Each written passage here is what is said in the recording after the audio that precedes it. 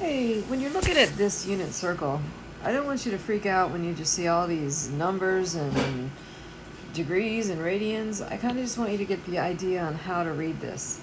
So you have the entire unit circle. Now, what this diagram is basically saying is you can read it through coordinates or what's called radians. And radians is what is using the pi. So if I were to start right here, the coordinate, because this is 0 in the middle, the coordinate is 1, 0. But then they're asking, what happens if you go ahead and proceed? Like if you were taking from this 0 and you made an angle, what is that ordered pair here? Well, the ordered pair would be radical 3 over 2, and then that is your and also your cosine. So cosine x and x. We'll get into cosine a little bit later, but just so you start seeing that term. And then the 1/2 is your y, or sine y. So again, I'll talk about that a little bit later. So don't be obsessed with the cosine and sine. Wanted you to see the unit circle. So what happens if I am taking this angle here? Let me erase this one. All right, so what if I take this angle here and I go, I want to know what this angle here is. Oh my gosh, sorry, my pen. There you go, sorry. What this angle here is. Well, I know it's a 90-degree angle, but I want to know what the ordered pair is, which is 0, 1, and what the radians are, which is pi over 2. If you notice over here, this straight line, this straight angle, which is 180 degrees, what we're used to saying is also called pi. So what is it?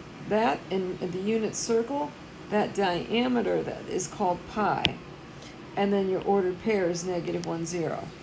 So all along this unit circle, depending on where you're looking, you will have either radians or you will have degrees. So that's what I'm asking you to pay attention to.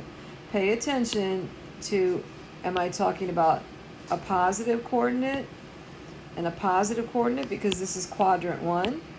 And notice your x and y are both positive.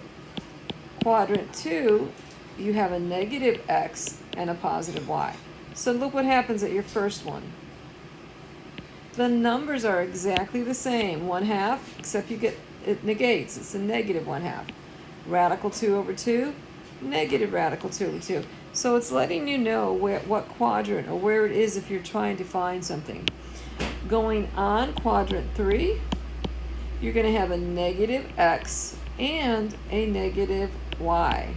So notice here, negative radical 3 over 3, if I'm talking about quadrant 4, you have a positive x and a negative y.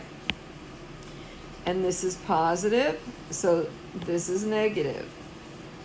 Over here, this is negative for my negative y, and I have a negative y here. So both ordered pairs are negative in quadrant 3, and only the y is negative in quadrant 4.